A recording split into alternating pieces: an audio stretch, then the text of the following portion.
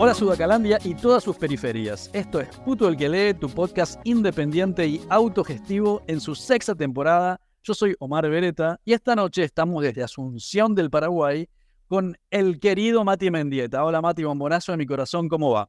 Hola, todo bien acá, siempre resistiendo en esta periferia latinoamericana. Y resistiendo hace mucho tiempo, porque andate a escuchar, chicas, se van corriendo a escuchar el episodio 65, Nada sin nosotros, que hicimos 20 años tenía este bebo, y ya tenía más títulos y pergaminos que varios senadores de la República. Así que, por favor, se me van a escuchar ese podcast urgente. Bueno, si te caíste de culo o te enamoraste cuando lo escuchaste al Mati en el episodio 65 que hicimos en Asunción, prepárate para anotar, porque la charla de hoy va a ser un camión de amor y de resistencia sobre un montón de cosas, pero también, y a lo largo de toda la charla, esto va a ser cómo se construye un dirigente político.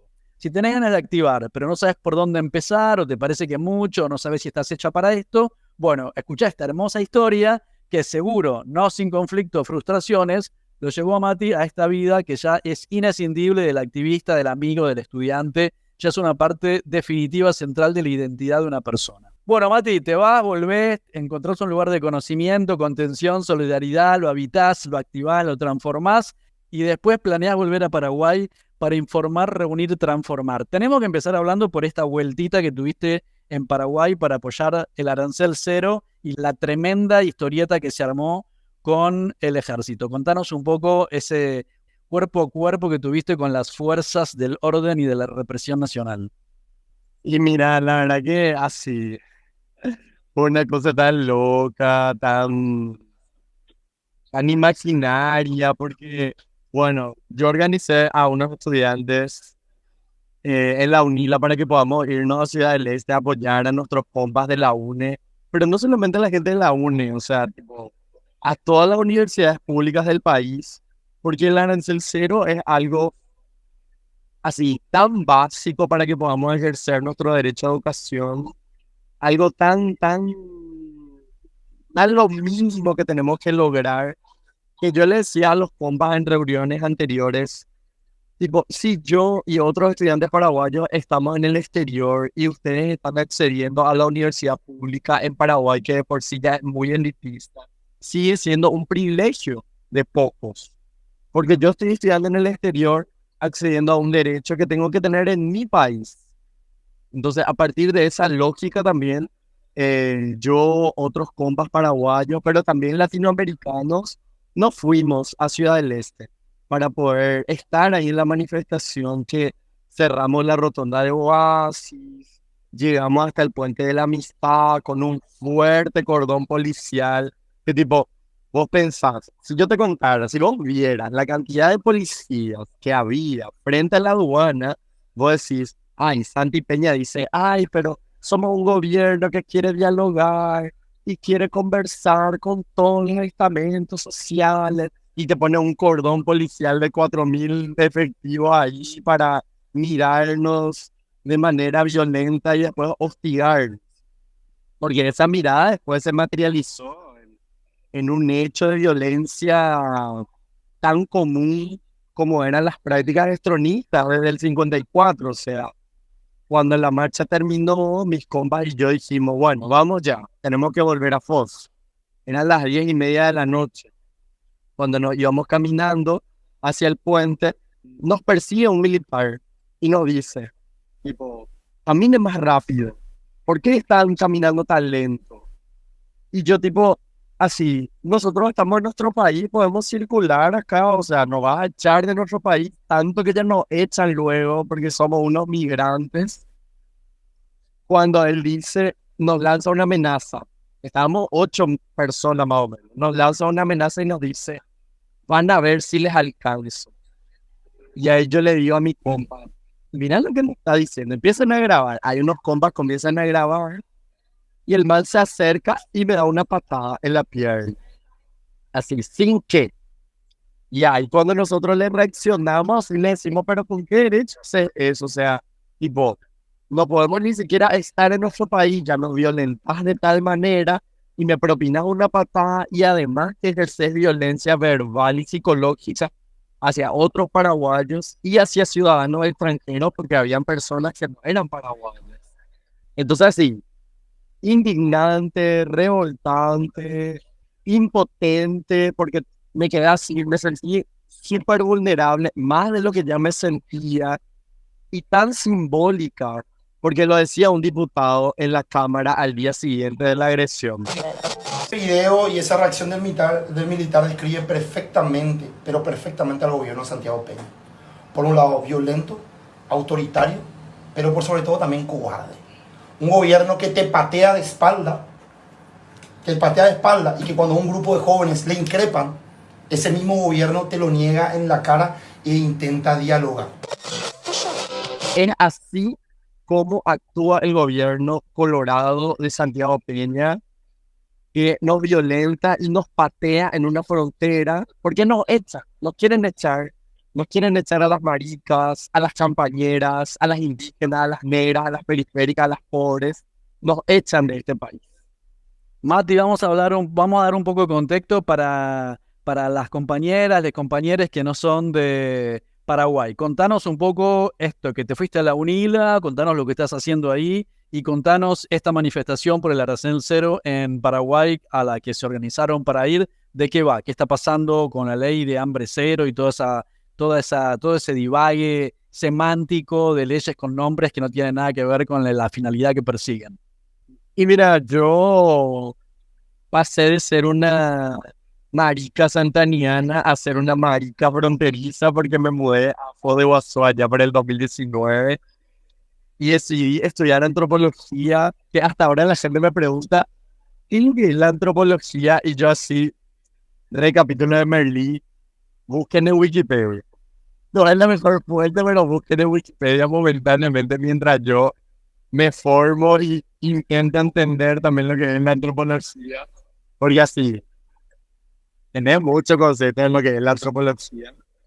Pero bueno, me mudé a la UNILA, una universidad pública de Brasil, a estudiar, porque como ya decía, en Paraguay sigue siendo un privilegio de poco la educación superior principalmente. Y hoy en día ya casi me voy a recibir, estoy preparando la tesis sobre violencias y resiliencias de la juventud LGTB en Paraguay. Un tema así bastante agradable para mí, bien complejo, con toda su amplitud, con toda su transversalidad. Y el contexto de las manifestaciones que estamos teniendo ahora en Paraguay, la inestabilidad sociopolítica que tenemos, se da más que todo por la presentación del proyecto de ley por parte de Santi Peña, el presidente de Paraguay, de una ley titulada Hambre Cero, un nombre bastante conflictuoso, un nombre medio, no sé, denso para mí.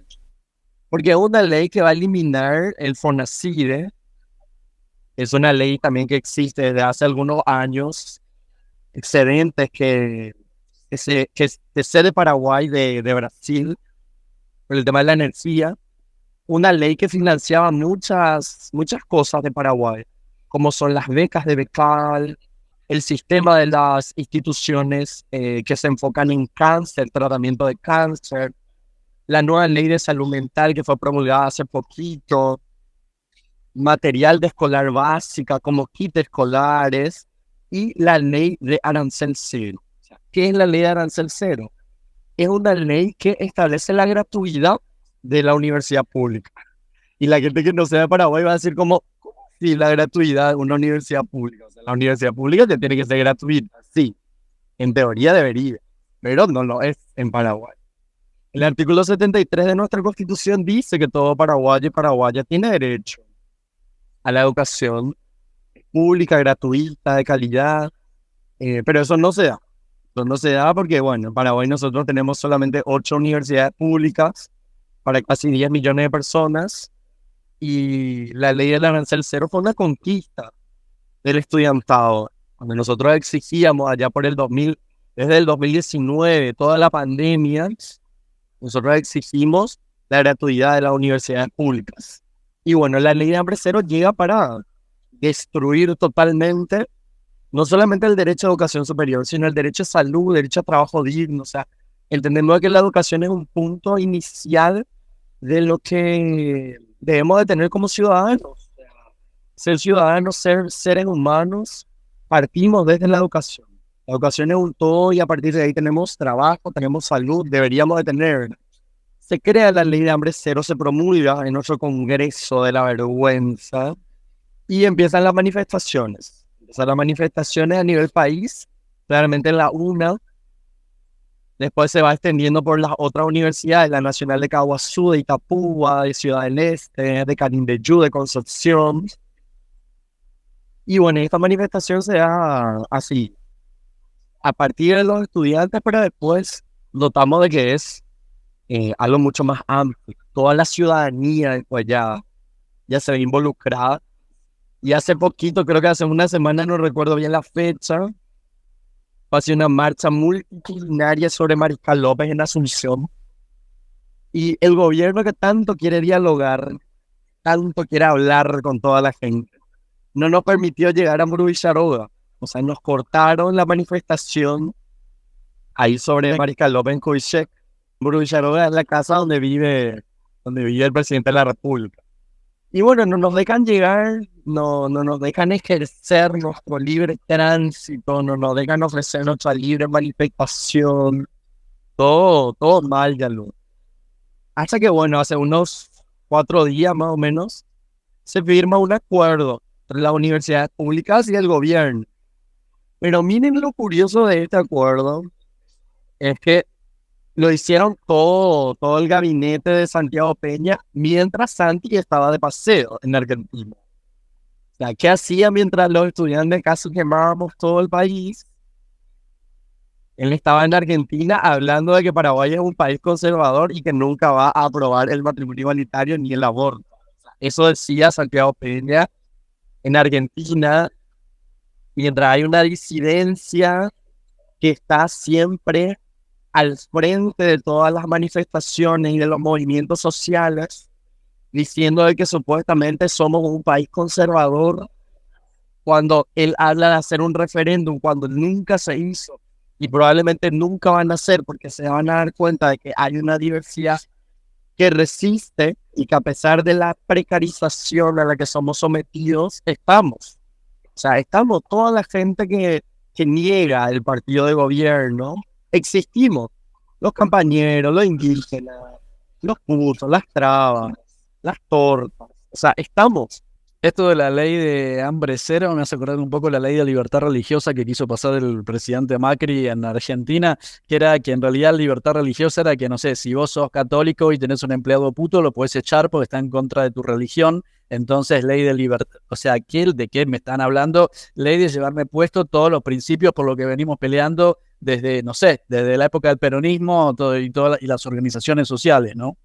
Volvamos a la UNILA entonces. Después de toda la aventura que vos venías de que te fuiste a la Argentina, estuviste en contacto con RAJAP, la red argentina de jóvenes y adolescentes positivos, y volviste y armaste el colectivo Red de Jóvenes y Adolescentes Positivos del Paraguay, la REJAP. Te fuiste a la UNILA, ahora que es una universidad diversa, plural, latinoamericana, con un montón de banderas diferentes, y tuviste un itinerario como que se va desplegando este camino tuyo, que solamente este último año, si no me equivoco, estuviste en Brasil, México, Panamá, Argentina, y además ahora recién venís de Benín, ¿no? En África, estuviste en Cotonú, te reuniste con Lula, con Francia Márquez. ¿Nos podés contar un poco cómo va la invitación del Ministerio de Derechos Humanos de Brasil para la integración latinoamericana y migraciones? Contanos todos estos frentes en los que estás actuando. Bueno, la verdad que sí, son demasiadas cosas. Y bueno, el hecho de mudarme a una frontera facilitó un poco no deslindarme totalmente del activismo en Paraguay, sino que tipo, mutar hacia un activismo transfronterizo, ¿verdad? Porque bueno, vivo en una frontera con 2 países, o sea, son 3 países que convergen en esta frontera, en medio de la selva atlántica, y diversas actividades que hace poco La UNILA organizó con el MST, que es el Movimiento Centeja de Brasil, un movimiento campesino de personas sin tierra, uno de los más importantes también en Latinoamérica, la Jornada Latinoamericana de Integración de los Pueblos, una actividad donde vino gente de toda Latinoamérica para poder hablar sobre la crisis del capitalismo, sobre los desafíos que tenemos como juventudes, como colectividades, como periféricos. Porque bueno, vivimos en la periferia del capitalismo, patio trasero de Estados Unidos, y ese evento surgió un poco para hablar sobre eso, sobre qué estamos haciendo acá, o sea, qué estamos pensando, qué es lo que vamos a hacer a partir de ahora. En ese evento justamente estuvo Pepe Mujica y estuvo Francia Márquez.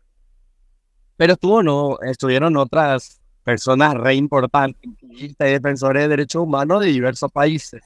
Pero este evento así me pareció un lugar demasiado hermoso porque pudimos hablar, o sea, pudimos hablar de cómo resistimos en Paraguay, de cómo esa resistencia paraguaya se encamina también y se aglomera con la resistencia latinoamericana, nuestra solidaridad con Argentina y con Palestina, la sororidad que se crea entre los feminismos y los movimientos LGTB de personas de México, por ejemplo, que venían a contarnos sobre cómo uno de los países que más mata a personas LGTB, además de Brasil.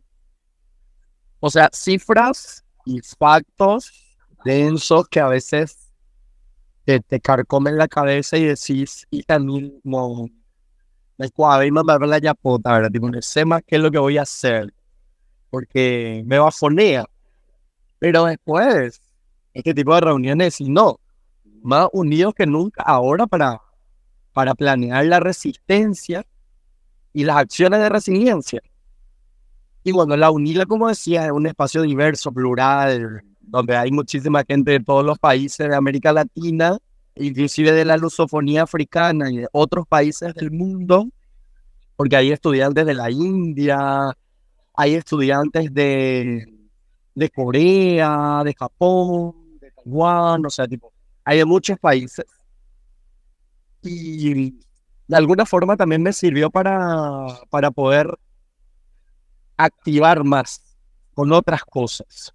O sea, comunicar con más movimientos obreros, LGTB, de migrantes. Porque bueno, después de volver de Argentina, cuando activaba en la RASAP, y después de con otros colegas conformar la red de jóvenes de Paraguay, yo fui electo coordinador de la red latinoamericana de juventudes positivas, que es el cargo que ejerzo actualmente. Y bueno, eso me abrió muchas puertas. Y estuvimos trabajando en nuestras reuniones en Panamá.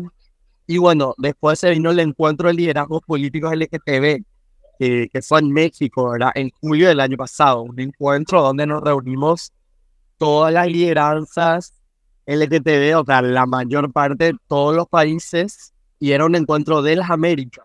O sea, estaba toda la gente, la América anglosajona, francófona, hispánica, lusófona, o sea, todos.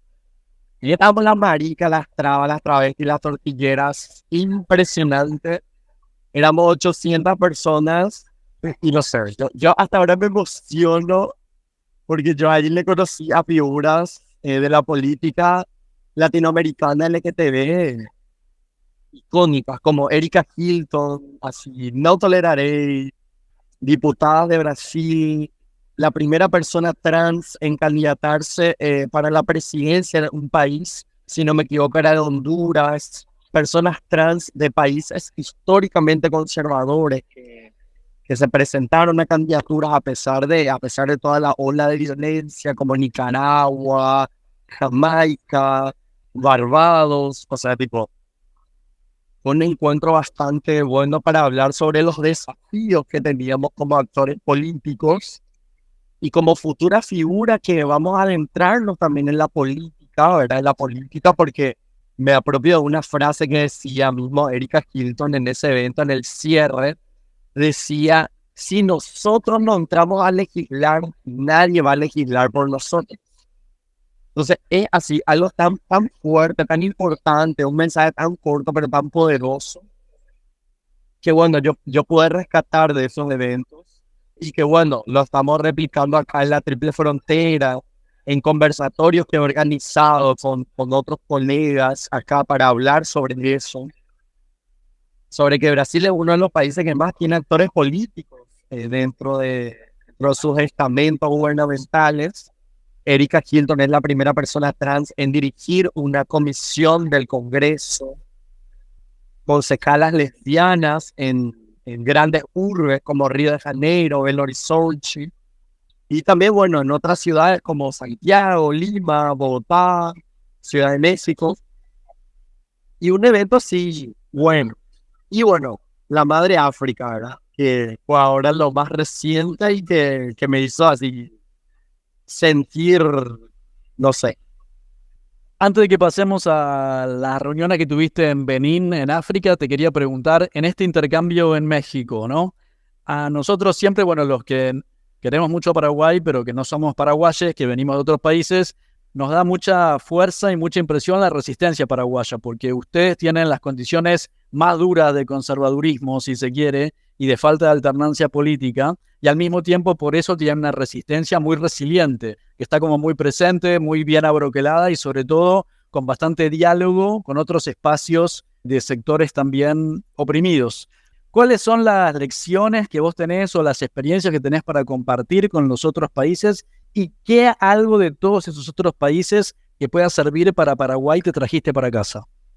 Y la verdad que en estos últimos tiempos, al menos después en nuestro marzo paraguayo, en el 2017, cuando se quiso implementar la enmienda y toda la crisis que se generó con la muerte de Rodrigo y todas las manifestaciones después de la pandemia, las ollas populares y ahora las manifestaciones por parte de los estudiantes, pienso que en Paraguay estamos entendiendo más sobre cuán importante es la transversalidad en nuestras vidas. O sea, todo tiene que ver, todo está interligado, todos necesitamos de todos.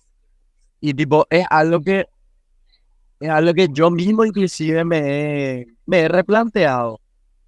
Porque cuando yo era secundaria, ya por el 2016, 2015, a mí me costaba mucho entender por qué será que, por ejemplo, las maricas salían a marchar con los estudiantes. O por qué el movimiento feminista apoyaba al movimiento campesino. O sea, tipo, me costaba un poco porque, bueno, venimos de una dictadura de 35 años que nos segmentó, nos exilió, nos torturó, nos asesinó, tipo, desapareció personas y nos hizo como perder un poco esa unión o ese sentimiento de unión. Porque bueno, en esta parte yo recuerdo a mi abuelo que falleció hace 11 días, que fue un activista del febrerismo y que él resistió, fue expulsado del Chaco, vino a Asunción, fue obrero, fue encarcelado y torturado por el estronismo. Y él decía de que todas las personas teníamos que salir a manifestarnos indiferentemente de lo que fuéramos. Y en el sentido de que no hace falta que vos seas profesor para apoyar a los profesores, para que tengan un salario digno. O no hace falta que vos uses el transporte público en Asunción, que es súper horrible, para que salgas a manifestarte y a tipo, pedir un transporte digno.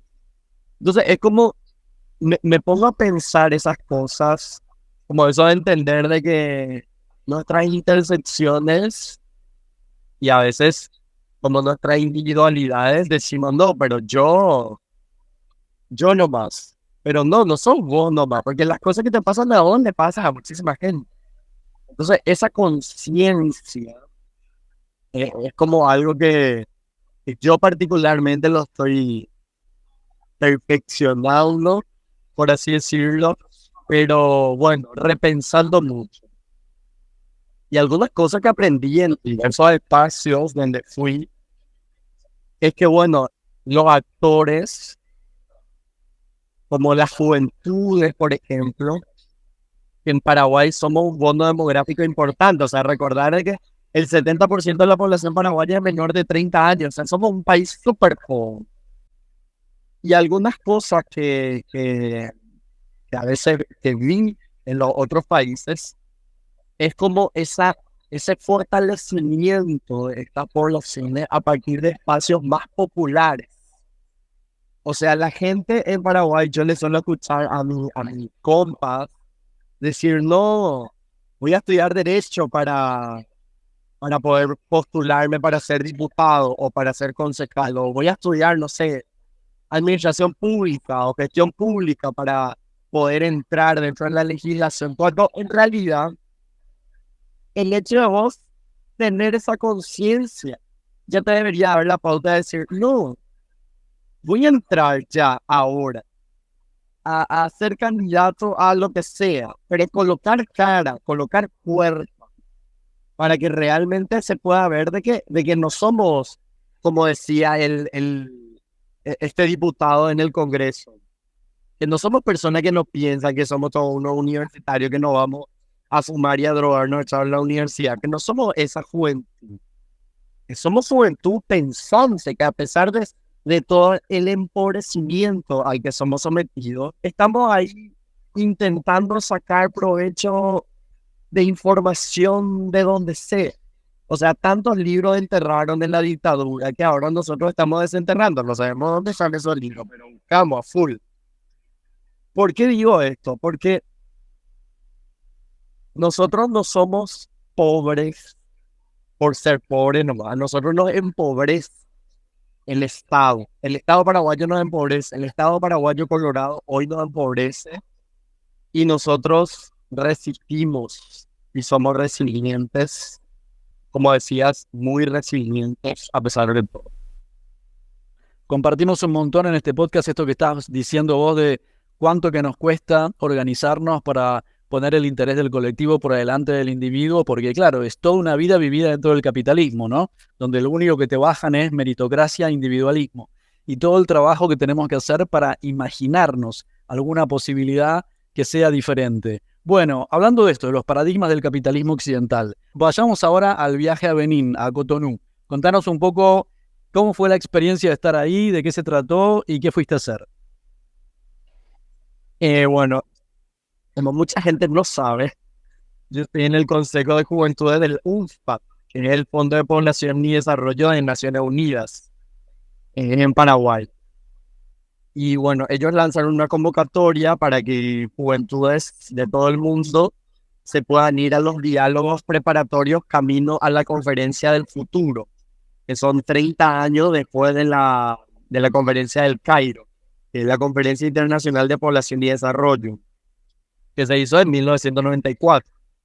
Y ahora se están haciendo algunos diálogos preparatorios para la Cumbre del Futuro, que va a ser ahora en Nueva York, en septiembre de este año. Y bueno, este era el diálogo de juventudes con miras al futuro. Se hizo en Cotonú, en Benín, a principios de abril. Y yo fui seleccionado por Paraguay. Y en ese encuentro estábamos juventudes de todo el mundo, de todos los países del mundo. En ese lugar nosotros pudimos discutir sobre qué es ser juventud. ¿Qué son las juventudes? Porque a mí me gusta mucho decir las juventudes porque no es una sola juventud. Entonces, ¿qué somos las juventudes? O sea, ¿qué hacemos las juventudes? ¿Cuáles son nuestros desafíos? ¿Y cuál es nuestra manera de resistir, verdad? Porque yo como latinoamericano estaba tipo en África, en otra periferia del capitalismo, y tipo decía como, yo estaba como, hacía un calor, nunca más me vuelvo a quejar del calor de Asunción, gente, nunca más, si es que conocen, jamás, porque el calor de ahí era así, terrible. Estábamos así, yo hablé con gente con la que nunca hubiese pensado iba a conversar en mi vida, tipo con personas de Samoa, de Bután, de Kenia, de Emiratos Árabes. Y cuando me sentaba a conversar con esa gente, decía como, hija, yo a veces pensaba que en Paraguay, en Latinoamérica pasaban cosas densas y en otras partes del mundo pasan cosas igual de densas o mucho más densas. Y decía, cuán importante es que nuestra resistencia sea internacionalista, que sea más con miras así globales. ¿Y por qué? La primera cosa con la que me encontré ayer con la barrera lingüística. Decía, Dios mío, todo el mundo estaba hablando inglés y yo en mi cerebro con esa frase de la doctora Ana María Polo que decía, este es un programa en español y ningún hello ni ningún afternoon. Y yo, bueno, vamos a comenzar a practicar. Y hablamos tanto sobre educación, sobre género, eh, sobre religión, sobre diversidad cultural, étnica, racial, lingüística. Y una cosa que me llamó mucho la atención como activista y defensor de derechos humanos, principalmente enfocado en juventudes y comunidad LGBTI, fue que se tocó un punto, así que yo dije, wow, no me lo había, no lo había pensado, no sabía la verdad, que en la conferencia de 1994 en el Cairo, cuando se hablaban de las juventudes, no fue incluida la cuestión sobre los derechos de las personas LGTB. Y yo decía, ok, entonces más importante aún el diálogo, porque primero nos pusimos a reflexionar por qué no estábamos ahí. Como si fuese que en ese momento no estábamos en la marica, las tornas, las trabas, las tortilleras, no estábamos. Obviamente que estábamos todos ahí, en ese lugar. Pero no se nos consideró como actualmente no se nos siguió considerando en nuestros países. Entonces, ese fue el primer espacio. Reflexionar por qué no nos consideraron. ¿Cómo estamos ahora? ¿Cómo estamos la comunidad LGTB en Paraguay? No tenemos ley de identidad de género, no tenemos ley de matrimonio igualitario. La ley de salud mental que prohibía las terapias de conversión ahora está totalmente financiado por la eliminación de la ley del FONACIE. O sea, no tenemos nada. No hay ninguna persona LGTB en el Congreso. Perdón, y seguimos luchando por la ley contra toda forma de discriminación que verá la luz cuando, no sé, no sabemos, no hay ningún horizonte. No, y se archivó esa ley y tipo tenemos una ley en Paraguay, que es la ley 3940 del año 2009, que es la única ley que explícitamente habla sobre discriminación. O sea, después no tenemos nada. O sea, el artículo que habla sobre la no discriminación en nuestra constitución, así se la pasan por el lugar, no sé. Y en el diálogo, volviendo al diálogo, fue, como juventudes latinoamericanas, percibimos que necesitábamos más articulación y más conocimiento sobre los contextos diversos, porque así, Roabasto no decía a propósito que Paraguay es una isla rodeada de tierra, o sea, de verdad. Yo me fui en medio de más de 200 personas a contar lo que era Paraguay. La gente no conocía Paraguay. Y al no conocer Paraguay, no se conoce parte de la resistencia latinoamericana, no se conoce parte de la historia latinoamericana, o sea, no se conoce buenas prácticas que nosotros tenemos en Paraguay. Y eso también fue algo que yo me sentí con una responsabilidad enorme sobre contar lo que nosotros hacemos en Paraguay. Y sobre lo que las ollas populares, cuán importantes fueron para sobrevivir la pandemia. Cuán importante fue la tesis de Serafina Dávalos en 1907.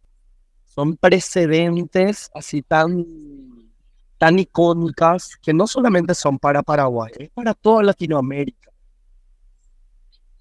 Y en ese diálogo también aprendí que la juventud ahora entiendo por qué yo que en serio nos maltratan a un nivel extremo. Y digo que nos maltratan a un nivel extremo porque la violencia sistemática y simbólica que tenemos en Paraguay ya es lo muy densa, pero yo así fui víctima de así la materialización de lo que pasa en la juventud.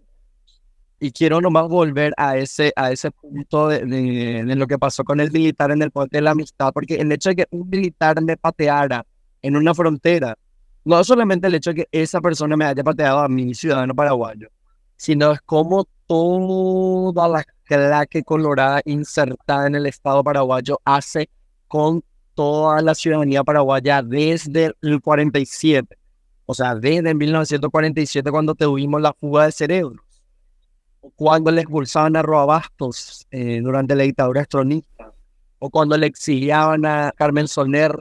Es súper simbólico, súper simbólico. Sí, hay mucho que Paraguay tiene para enseñarle a toda la región en términos de resistencia y al mundo, ¿no? Recién hicimos el episodio 108 con Michi Moragas y Erwin Sokol sobre el estigma del número 108, la historia y la reconversión en un sinónimo de resistencia. Y bueno, nos contaban esto, ¿no? Que la famosa Carta de la Moral, 10 años antes de las revueltas de Stonewall. Es decir, esa carta modernísima debería ser un documento icónico, por lo menos de toda América Latina. Y la verdad que no está sucediendo, ¿no? ¿Por qué? Bueno, porque las fuerzas que están en el poder en el momento pretenden un poco cambiar la historia. Escúchame, ya que estamos hablando de cuestiones LGBT y de lideranza LGBT, tuviste una intervención ahí en el eje sobre inclusión, diversidad y el papel de las mujeres en la educación superior, donde solicitaste a una mesa integrada totalmente por mujeres que se incluyera el tema de abordaje en torno al sexilio. ¿Querés hablar un poco de esto? Y ahora sí, hablemos también de tu tesis que te estás por graduar sobre esta cuestión de juventudes LGBT. Y ya, ese fue un evento también súper bueno que fue en Brasilia, la conferencia regional de educación superior, la CRESMA 5, un evento que, bueno, es una continuación de la conferencia de educación superior que fue en Córdoba en el 2018, 100 años después de la reforma de Córdoba, ¿verdad? En este evento nos fuimos una delegación también de la UNILAT, integrado por varios estudiantes de muchos países latinoamericanos. Y bueno, en este eje sobre mujeres y diversidad, ciertamente, como decía, yo pedí la inclusión del sexilio. O sea, porque yo mismo soy una persona que, bueno, fue llevada a ser sexilio. O sea, porque yo tuve que migrar de Paraguay a Brasil y no es la primera vez, porque la primera migración que yo tuve fue a los 17 años a Argentina, cuando, bueno, se me reveló mi caso de ser una persona que vive con VIH y además una persona LGTB en un país donde la salud es un privilegio y la educación es más privilegio. Bueno, ya me tuve que ir a Argentina, que no fue tampoco como, wow, qué experiencia maravillosa, porque tuve que soportar el macrismo, que fue así, expulsadísima también del país, que después me fui a Bolivia y Brasil como ya era mi cuarto país. Y cuando yo hice esa intervención le dije, o sea, la UNILA es una universidad que recibe estudiantes de toda América Latina y del mundo, por así decirlo, porque tiene estudiantes internacionales, pero la gente no viene a la UNILA por la simple propuesta de integración latinoamericana, que claramente es un punto importante por lo cual la gente viene, pero tampoco hay que olvidar que mucha gente que viene de países como Paraguay, donde ya mencioné todas las barreras que tenemos como personas LGTB, también están otros países así súper complicados como, a pesar de los avances que tienen, pero está Nicaragua, Cuba, inclusive México, República Dominicana, donde también son países conservadores que bueno, avasallan nuestros derechos como personas LGTB y disidentes. Entonces, en la intervención que bueno, estaba integrado por mujeres, lo primero que hice fue reconocer eso, porque en la mayor parte de los espacios siempre nos vamos y encontramos gente, hombres blancos, urbanos, burgueses, con plata, que bueno, el pacto de la blanquitud a veces le hace como omitir muchas cosas importantes.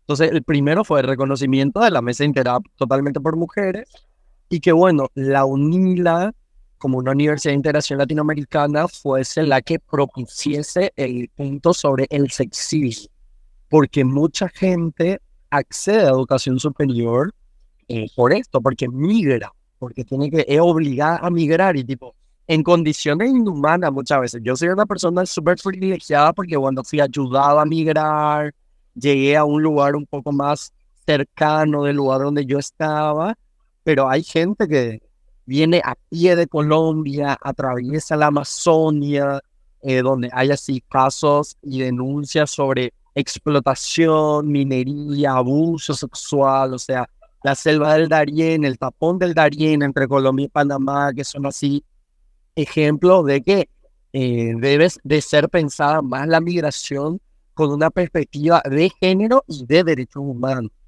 Porque no estamos hablando de migración, de que vos te vas a un aeropuerto y tomas un avión, o sea, estamos hablando de procesos de migración mucho más complejos que se dan en territorios muy hostiles, como bueno, los que mencioné, inclusive el Chaco paraguayo, que tiene frontera con Argentina, Brasil y Bolivia, también es territorio por donde pasan personas que migran y que se tienen que someter o son víctimas de actos que se podrían evitar. Y mi tesis, insertar audio del borracho en la arbolada donde dice, y ahí está, espero que se recupere. Pero mi tesis, bueno, primero, para contar sobre mi tesis, decirle que yo soy así, puedo ser bueno para hablar, pero para escribir es así una tortura horrible, yo no me gusta y soy muy malo. Pero mi tesis es sobre violencias y procesos de resiliencia de la juventud LGTB en Paraguay. La verdad que es un desafío para mí mismo porque, bueno, es algo un poco nuevo y la verdad que me cuesta mucho escribir porque, bueno, toda la información sobre la comunidad LGTB es escrita a partir de nosotros y, bueno, viendo toda la precarización que pasamos en Paraguay, decimos, la información sobre nosotros, inclusive a pesar de todo lo que ya se ha hecho, que es digno de reconocer y de valorar bastante, todavía faltan muchísimas cosas y faltan saldar esas deudas que se tienen con nosotros. O sea, esa invisibilización que nosotros tenemos en Paraguay es si la propia comunidad LGTB es invisibilizada, porque si vos decías, como, bueno, ya sabíamos, ¿verdad?, que la Carta de la Moral se lanza 10 años antes de los disturbios de Stonewall, que son considerados como el punto de inflexión de la lucha LGTB, y que no se tenga en cuenta, por ejemplo, la Carta de una Moral, es porque, bueno, la invisibilización es así súper densa, el aislamiento, el capitalismo, la violencia sistemática simbólica heredera. Y me pongo a pensar en eso, ¿verdad? Que ya somos súper invisibles, pero después me pongo a pensar, hablando un poco de la intersección dentro de la comunidad LGTB, decir de que la juventud LGTB es otra vez triplemente invisibilizada. Porque en Paraguay así, en el rearmario, las juventudes en los colegios, la violencia, y hay un claro ejemplo de la violencia en los colegios con el caso del discurso que dio el ministro de Agricultura en la ciudad de Santa Rosa de la Guararí, donde él dice así. Cambiamos de tema ahora para hablar de lo que pasaba al día de ayer con el ministro de Agricultura, Carlos Jiménez. Atiendan bien lo que pasó. Fueron a inaugurar unas obras en Santa Rosa del Aguaraí, una escuela agrícola que está en San Pedro. Todo el burum bum bum para entregar un tractor. Además de eso, el ministro, entusiasmado, eufórico, se puso a hablar. Lastimosamente se puso a hablar. Y en su discurso anunció y advirtió que en esa escuela no pueden o no podrían estudiar personas homosexuales. El hombre es hombre y la mujer es mujer, decía el ministro de una de las carteras más importantes del desarrollo económico del país. Al frente de este ministerio está este hombre que por lo visto, entre otras cosas, no conoce la Constitución Nacional, nunca en su vida habrá leído probablemente, tampoco la Constitución, por supuesto, porque no tiene idea que nuestra Constitución preserva, por ejemplo, el derecho a todos los paraguayos de estudiar y de formarse y prohíbe además todo tipo de discriminación. Pero para entender, escuchen lo que decía un ministro de nuestro país. Ninguno no quiere trabajar con tendencia homosexual en esta escuela, no quiero ninguno de ellos. No voy a permitir que ninguna persona homosexual entre a los colegios agrícolas. O sea, tipo, un claro signo de que la violencia simbólica y estructural es pan de cada día todavía de los gobiernos colorados venideros hasta ahora. Ahí salió el ejecutivo regular en chancletas, ¿no? Al día siguiente se armó tipo, pero la posta es la que dice este hombre en la escuela, ¿no? No, claro, eso es lo que realmente pasa, porque inclusive es simpático de que Carlos Jiménez dice esto. Al otro día Santi Peña dice, no, que no se admite ninguna discriminación y todo, no sé qué. Y después se va a Argentina hace una semana a decir, no, Paraguay es un país conservador, no toleraremos a las personas maricas, gay, todo. O sea, es así una incoherencia terrible. Y vos te quedas como, a ver, no sé, te pones como medio denso.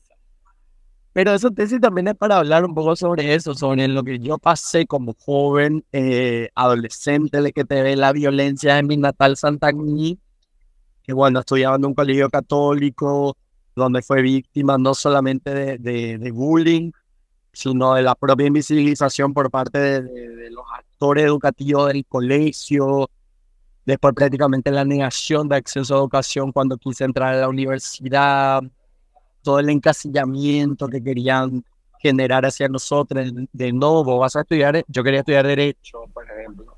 No, porque en la Facultad de Derecho tenés que irte de traje, no podés tener aritos, no podés pintarte el cabello, no, pero vos te vas a ir a la Facultad de Filosofía, que es como una, no sé, un refugio para muchas personas LGTB por ser una facultad, entre muchas comillas, progre de la UNA, o bueno, después tenés arquitectura, pero yo quise estudiar en la Politécnica y era como, no puedes venir vestido así, no, porque esto, no puedes hablar así, esto, tal cosa. Entonces, todos esos procesos, todas esas limitantes, me hacen replantear el hecho de que tengo que hacer esta tesis para hablar sobre algo que me pasó a mí, que le pasó a muchas juventudes y que le sigue pasando a muchas juventudes.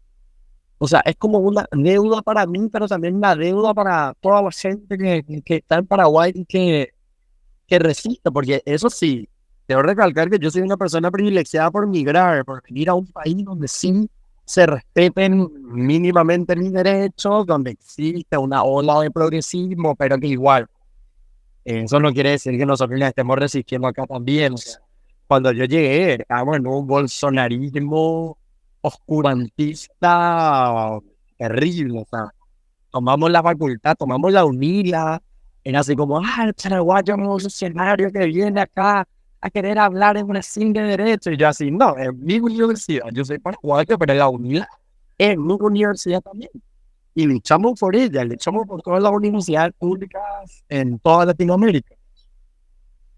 Bueno, me parece que nos quedamos con bastantes notas ahí para ir tomando. Vamos con las juventudes políticas. Acuérdense que no tenés que recibirte de nada para entrar en la política, encontrar la organización que mejor te represente. Las organizaciones sociales son la base del activismo político. Después, el viaje de las organizaciones sociales a las estructuras políticas con vocación electoral es otra milonga que ya muy prontamente estaremos hablando con Mati Mendieta de esto, de dónde se ve incorporándose para agitar desde qué manera en Paraguay. ¿Nos querés contar un poco, un anticipo del próximo capítulo y ya saludamos a la audiencia que te quiere tanto? Y la verdad que un anticipo del próximo capítulo. Decía mi abuela que estaba para que ya dimos guitarra, de muchas cosas para charlar.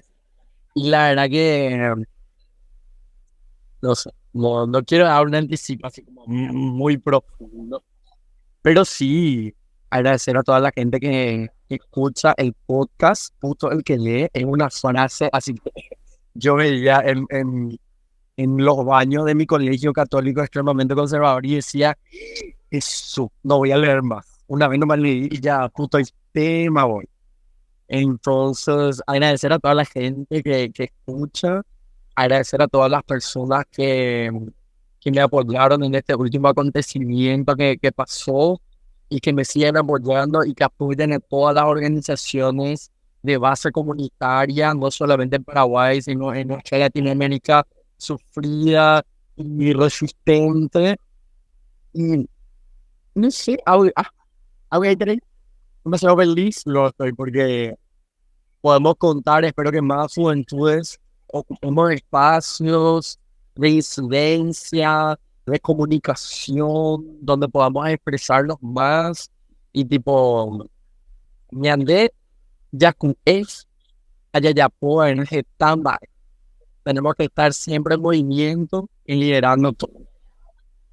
Chicas, esto fue Mati Mendieta en exclusiva contándonos su camino. Gracias, Mati, por compartir y por toda la onda que le pones a toda la batalla que estás librando. Yo no sé en qué momento estudiás o escribís la tesis, pero bueno, como dice nuestra querida Luca Fauno, mi amor, salir todos a dar todas las batallas. Te saludamos, nos vemos la próxima y bueno, y a seguir peleándola. Gracias, ayer yo topañé, para con mi pietén, Pepe Yumina, con Paraguay, Pepe de Guaraní, vengan a poder escuchar el guaraní que es muy genial, hablen más guaraní, menos inglés.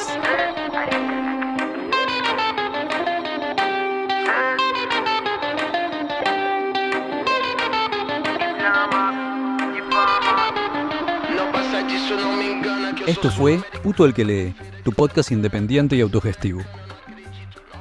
Conduce Omar Beretta. Producción Miguel Buendía. La cortina musical es el tema Zona Roja de Mnesis. Seguinos en Facebook y Twitter, Puto el que lee 108. Y en Instagram, Censurado 108. Para todo el mundo, educación sexual integral y laica. Hasta la próxima. Traçando vários planos pra poder contra-atacar. Contra-atacar, contra-atacar. Eu vou traçando vários planos pra poder contra-atacar. Contra-atacar, contra-atacar. Eu vou traçando vários planos. Nas veias abertas da América Latina tem fogo cruzado queimando nas esquinas. Golpe de estado ao som da carabina e fuzil. Se a justiça é séria,